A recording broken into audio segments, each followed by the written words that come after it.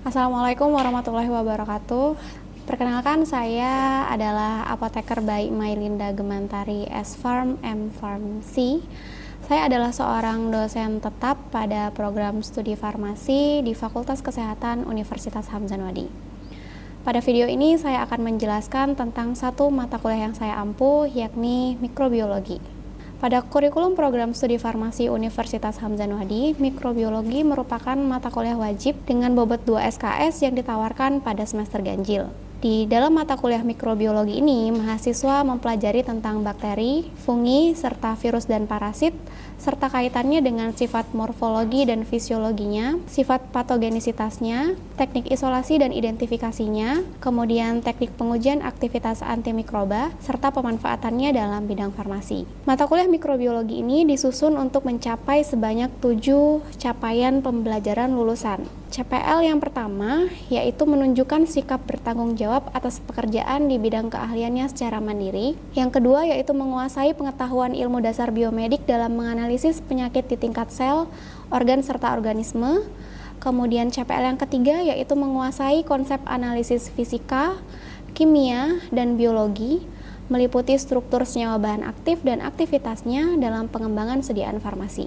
Yang keempat, yaitu mampu menerapkan pemikiran logis, kritis, serta sistematis dalam konteks pengembangan dan implementasi ilmu pengetahuan dan teknologi dengan memperhatikan dan menerapkan nilai humaniora yang sesuai dengan bidang keahliannya. CPL yang kelima, yaitu mampu menyusun deskripsi saintifik hasil kajian tersebut dalam bentuk skripsi atau laporan tugas akhir. Selanjutnya yang keenam, yaitu mampu mengambil keputusan secara tepat dalam konteks penyelesaian masalah di bidang keahliannya berdasarkan hasil analisis informasi dan data.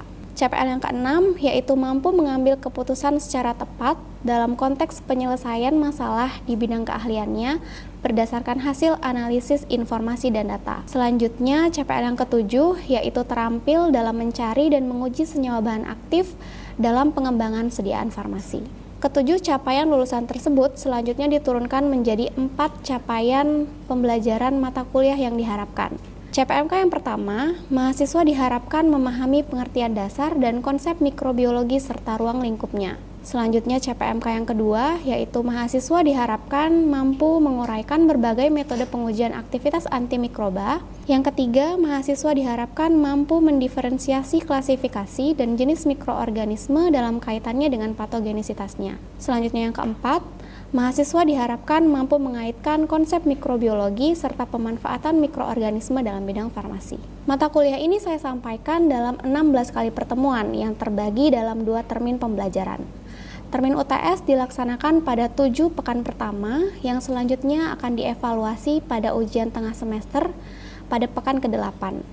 Termin UAS dimulai pada pertemuan ke-9 hingga ke-15 yang selanjutnya akan dievaluasi dalam bentuk ujian akhir semester pada pekan ke-16. Ke-16 pertemuan tersebut digunakan untuk menyelesaikan dan mempelajari beberapa materi perkuliahan berupa sejarah mikrobiologi, ruang lingkup mikrobiologi, virus, fungi, parasit, kemudian morfologi dan klasifikasi bakteri, konsep sterilisasi dan aseptisitas, media pertumbuhan mikroorganisme, teknik isolasi serta pengecatan bakteri, kemudian metode pengujian aktivitas antimikroba, penyakit-penyakit yang dapat disebabkan oleh mikroba-mikroba tersebut, serta pemanfaatan mikroorganisme dalam bidang farmasi. Dalam proses pembelajaran, saya menyampaikan kuliah dalam bentuk hybrid learning, secara sinkronus maupun asinkronus. Pembelajaran dapat dilakukan dengan tahapan delivery, interaction, dan assessment. Kemudian perkuliahan diberikan dengan cara pemberian stimulus materi berupa diskusi, focus group discussion, serta penugasan dengan memanfaatkan platform learning management system. Materi pembelajaran disusun dengan memanfaatkan teori-teori yang relevan, baik dari buku referensi maupun artikel ilmiah dari hasil penelitian dan publikasi. Mata kuliah mikrobiologi memiliki 5 jenis tagihan penilaian, berupa nilai partisipasi dengan bobot sebesar 15%.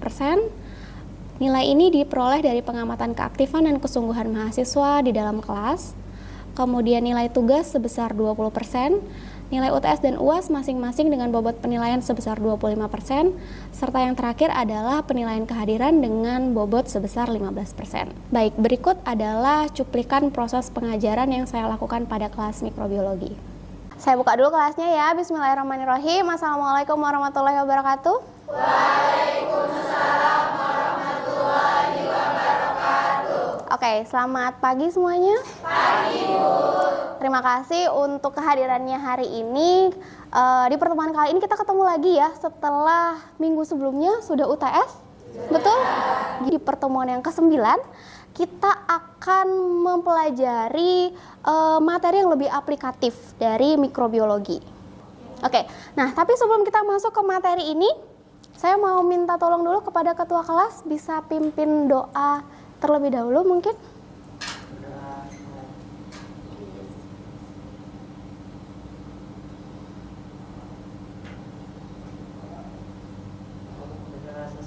Oke, baik. Terima kasih ketua kelas. Oke, sebelum masuk ya, ini saya melihat wajah-wajah yang sudah penasaran seperti apa materi kita hari ini. Sebelumnya saya mau absen dulu. Oke, Alea, ada Rosliana Imtihani. Oke, hadir. Kemudian ada Jauzi. Oke, hadir semua ya. Oke, kalau begitu hari ini kita lanjutkan ke materi baru seperti tadi yang sudah saya ceritakan di awal sebelumnya. Di pertemuan kali ini kita akan melihat seperti apa sih kepentingannya farmasi itu belajar mikroba-mikroba yang kecil-kecil itu tadi. Nah, di sini kita akan fokus membicarakan tentang pengujian aktivitas. Namanya metode dilusi. Oke, sebelum masuk ke materi ini, sebenarnya apa sih itu pengujian aktivitas gitu ya? Oke, saya coba membuat contoh sederhana. Kalian sudah pernah dengar ada yang namanya antibiotik? Pernah. Antibiotik itu obat apa ya? Mencegah pertumbuhan bakteri. Oke, ada lagi yang lain? Agar bakteri tidak dapat hidup lagi atau tidak dapat berkembang biak lagi. Oke, supaya bakterinya mati gitu ya. Ya, oke. Jadi antibiotik itu sebenarnya adalah sebuah regimen pengobatan gitu ya. Antibiotik itu adalah sebuah obat sebenarnya yang dia tujuannya itu adalah untuk mengeradikasi istilahnya atau untuk membunuh atau bisa juga untuk menghambat pertumbuhan bakteri. Nah, antibiotik itu digunakan untuk mengobati penyakit infeksi. Betul atau betul? Betul. Kalau masih ingat mungkin ada yang pernah sakit tifus gitu ya, berobat ke puskesmas dikasihnya antibiotik misalnya kayak gitu. Salah satu caranya nih, penemuan antibiotik ini itu diklaim sebagai ini obat yang bisa membunuh bakteri itu dengan serangkaian pengujian.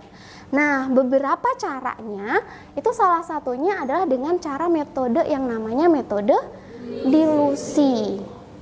Oke, seperti apa ya itu metode dilusi? Itu yang akan kita banyak pelajari hari ini. Jadi nanti di akhir perkuliahan mahasiswa akan diharapkan menguasai beberapa hal yang ada di depan ini, gitu ya. Di sini ditargetkan setelah mempelajari materi ini, mahasiswa akan mampu membedakan metode dan menafsirkan hasil pengujian aktivitas antimikroba. Kemudian di sini diminta untuk bisa menguraikan teknik pengujian, yaitu pengujian metode dilusi seperti yang hari ini kita akan pelajari bersama-sama, seperti itu ya. Oke, kita masuk nih. Tadi di awal ada istilah yang namanya metode dilusi cair. Sebelum kita masuk, ada yang pernah dengar dilusi itu apa? Kalau dari terminologi kata, apa ya itu dilusi?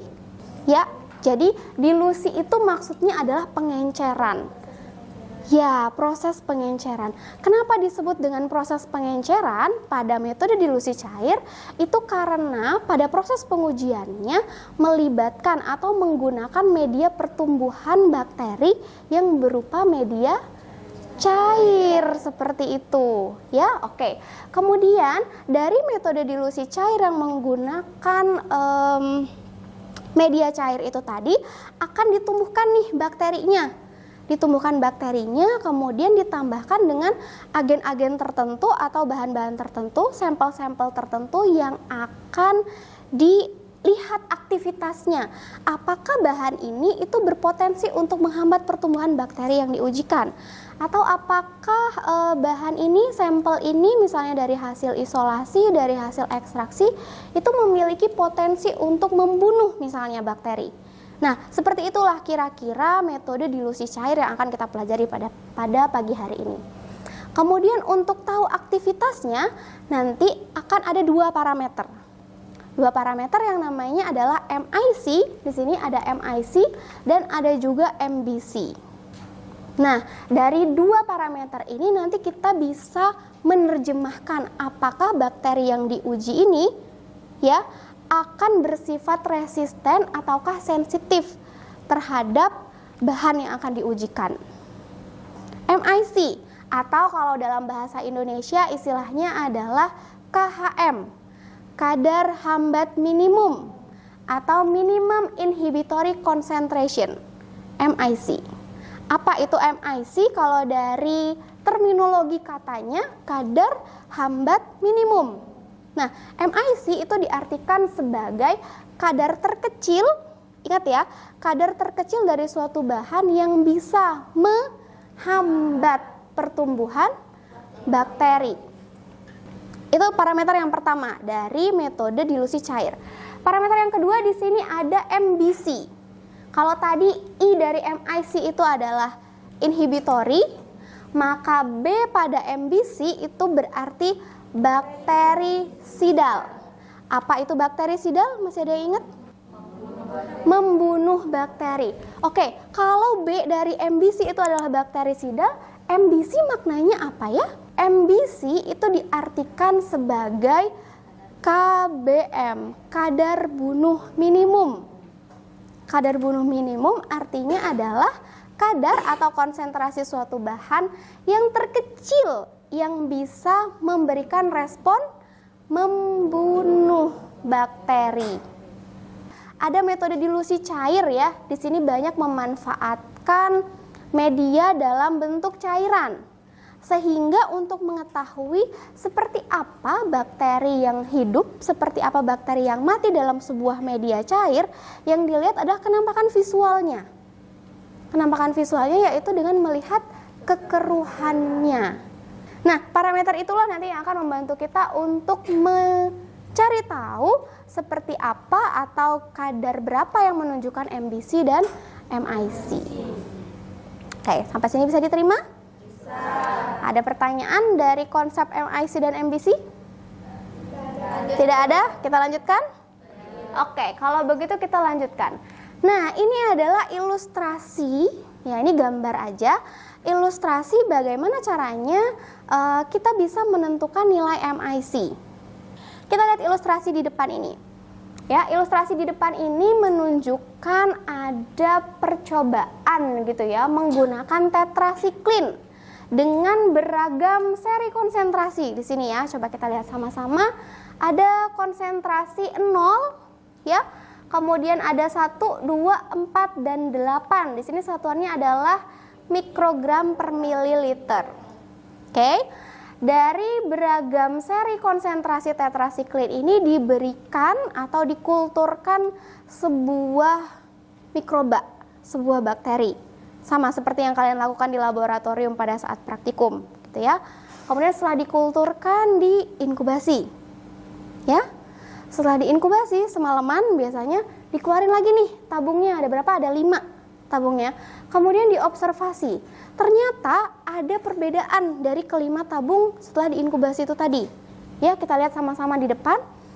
Tabung yang berisi 0 tetrasiklin, artinya tidak berisi tetrasiklin gitu ya, tidak diberikan treatment tetrasiklin.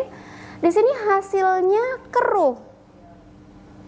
Kemudian pada tabung yang kedua yang berisi tetrasiklin dengan konsentrasi 1 mikrogram per mililiter juga sama dengan yang tidak diberikan tetrasiklin. Kelihatan keruh kulturnya.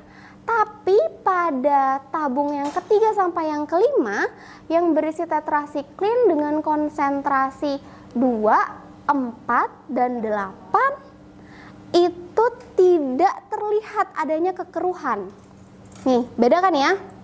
Jadi kita bisa lihat ternyata ada loh kultur yang walaupun dia diinkubasi, ada bakterinya diinkubasi, itu dia tidak menunjukkan adanya pertumbuhan bakteri. Oke? Oke, sekarang saya mau cari tahu dulu tadi. MIC itu apa ya? Minimum inhibitory concentration. Kadar hambat minimum. Oke, kita simpen. Kita lihat dari kelima tabung di depan, ada yang keruh, ada yang clear. Ada yang keruh, ada yang jernih. Kira-kira yang tidak tumbuh bakterinya itu ditunjukkan pada tabung yang mana saja? 2, 4, dan 8. Kenapa coba? Ya, karena tabungnya jernih, Bu. Artinya tidak ada bakteri yang tumbuh. Ya, dibandingkan dengan tabung yang 0 dan 1. Beda kan ya? Oke, berarti kita bisa lihat pada tabung 2, 4, dan 8 tidak ada pertumbuhan bakteri. Kalau bakterinya tidak tumbuh artinya apa? Artinya apa, Mas Reza? Terhambat, Bu, pertumbuhannya. Gitu ya, makasih ya Mas Reza ya. Kita lanjutkan. Oke, ini dia. Ini saya ambil dari publikasi ya, dari Owama gitu ya. Ini adalah hasil real. Nah, kalau yang tadi cuma gambar, ini adalah hasil real dari laporan penelitian yang sudah dipublikasikan. Di sini dia menguji gentamisin gitu ya pada beberapa jenis bakteri untuk dilihat nilai MIC-nya. Konsepnya sama seperti yang tadi. Ada yang mau mencoba menceritakan seperti apa pemahamannya tentang gentamisin yang diujikan di sini? Saya, Bu. Jadi di sini kan setelah gentamisin itu ditumbuhkan dalam media cair itu selama 1 hari 24 jam diinkubasi dalam suhu 37 derajat Celcius. Ini ada beberapa bakteri. Yang pertama itu ada E. coli. Nah, di sini ada varian konsentrasinya itu ada 5, 6, 7, 7,6 sampai seterusnya. Di sini di konsentrasi 5 dan 6 itu ada positif pertumbuhan bakteri, dan dimulai dari konsentrasi ke-7 sampai selanjutnya itu zona pokoknya tidak ada pertumbuhan bakteri. Jadinya nilai MIC yang disebutkan tadi yaitu kadar minimum yang bisa menghambat antibakteri itu dilihat pada nilai konsentrasi yang ke-7. Sedangkan untuk Klebsiella pneumonia itu juga sama di konsentrasi ke-7 untuk nilai MIC-nya. Sedangkan untuk Staphylococcus aureus itu di konsentrasi 9,8 untuk nilai MIC-nya. Oke, cukup? Cukup. Oke, baik. Terima kasih Mbak Rosliana. Ada yang mau menambahkan mungkin? Sama ya, sudah diwakilkan gitu ya oleh Mbak Rosliana. Oke, bener ya, betul sekali. Jadi di tabel ini itu menceritakan tentang pengujian gentamisin ya pada beberapa jenis bakteri. Tadi Mbak Rosliana sudah menjelaskan juga. Ini Bu diinkubasi selama 24 jam pada suhu 37 derajat Celcius. Kita lanjutkan lagi. Nah, ini nih seperti yang kalian lakukan pada saat praktikum ya. Pakai tabung-tabung di sini ada 4, di sini sudah dikasih nama tabungnya, tabung 1, 2, 3, 4 gitu ya.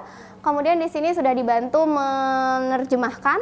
Tabung 1 itu berisi sampel dengan kadar 0,5 mg per mililiter, kemudian tabung 2 itu konsentrasi sampelnya 1 mg per mililiter, kemudian masing-masing 3 dan 4 adalah 2 dan 4 mg per mililiter.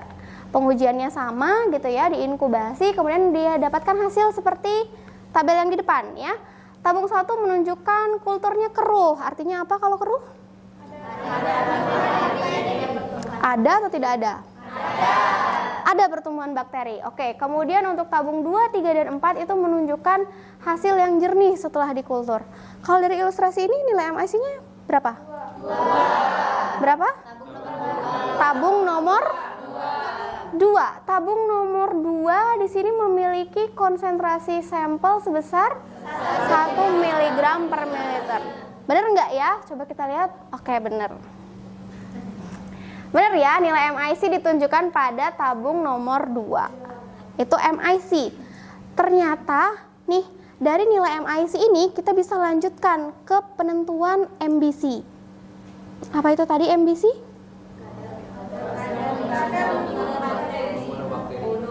Apa? Kadar yang apa? Kadar terkecil, ya. Kadar terkecil, ingat ada M-nya tuh minimum loh ya artinya ya. Kadar terkecil yang bisa membunuh bakteri. Nah, kalau yang tadi dari tabung ini kita hanya bisa melihat yang bisa menghambat bakteri.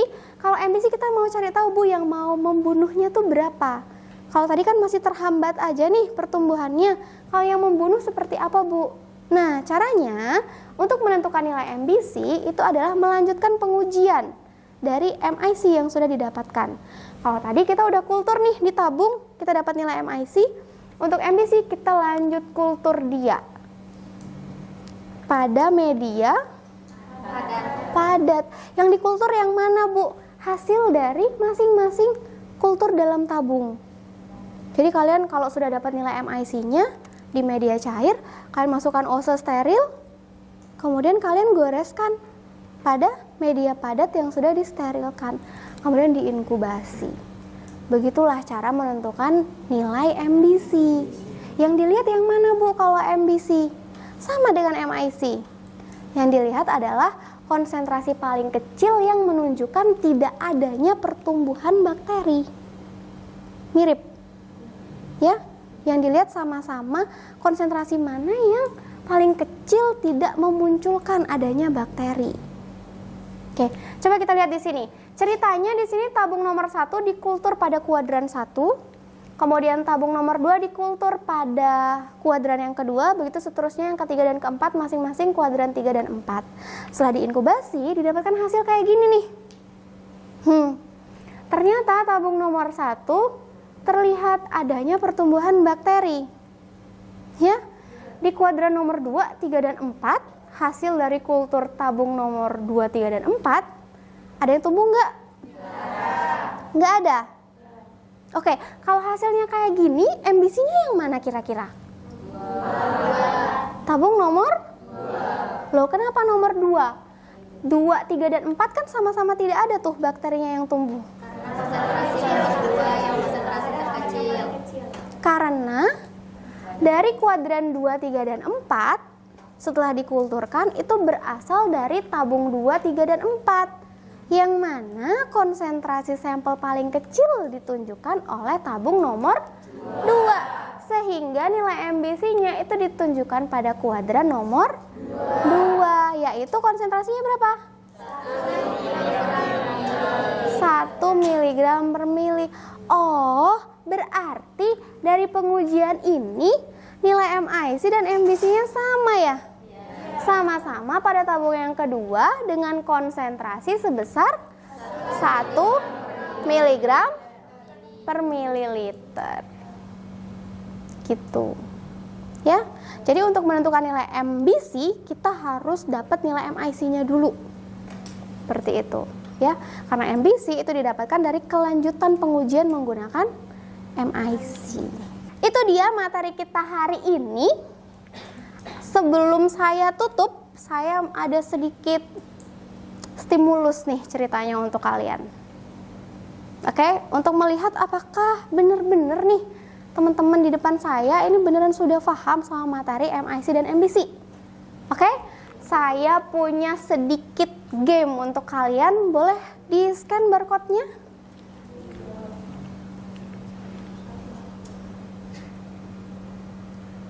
Bisa diakses? Oke, silakan mungkin dikerjakan 3 menit cukup lah ya.